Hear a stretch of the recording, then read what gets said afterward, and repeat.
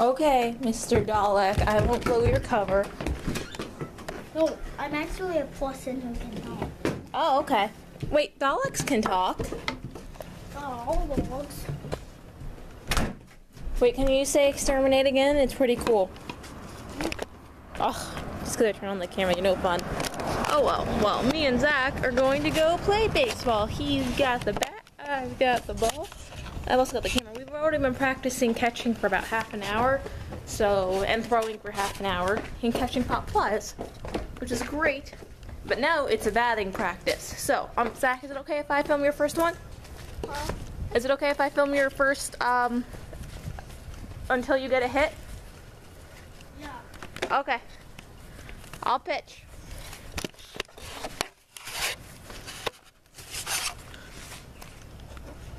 Oh.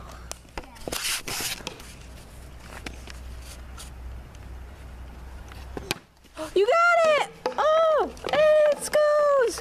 First, second, rounding, third, and it is a home run! Woo! So I think I figured out, like, the biggest thing that bothered me because of that conversation last night with my house guest, well, my mother's house guest. First off, my mom keeps inviting absolutely crazy people to stay with us. That bothers me a lot, because, you know, we have this guy that told me I was going to hell. We have my mom's ex-stalker, who is Zach's father. We have a man that she has never met, but has spoken to on the phone a few times, and thought that he was a nice boy who just got into trouble. He was only like 3 years older than me, which is about 3 years ago when this happened, so that makes him 21 when I was about 17, 18. Yes, my mom is a very, very hospitable, open-hearted person.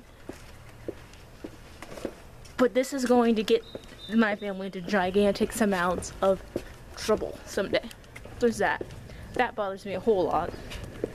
The next thing, though, is that, like, this guy who told me that, you know, I was going to hell. And lots of people told me that I should go to hell, but nobody's told me that I am going to hell in my life.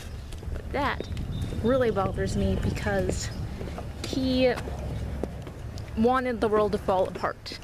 He was very, very convicted in his beliefs, and he spoke 6 or 7 sentences for every half a sentence I got to say, and I have to say half a sentence because he interrupted me every time I was about to speak.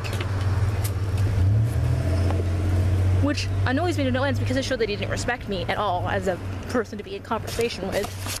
And he kept circling back to the same topics, which is annoying because that means he doesn't actually, you know, respect me at all or care to have conversation with me. And it was obvious that his mind would not be changed by anything I said, which is why I gave up. Because that he wanted the world to fall apart. He said that he hoped things keep getting worse in this world. That way, you know, it ends. And, you know, he does genuinely believe it's going to end in the next 7 to 10 years. He's not even planning for his retirement, and he's pretty old and should definitely be planning for his retirement. But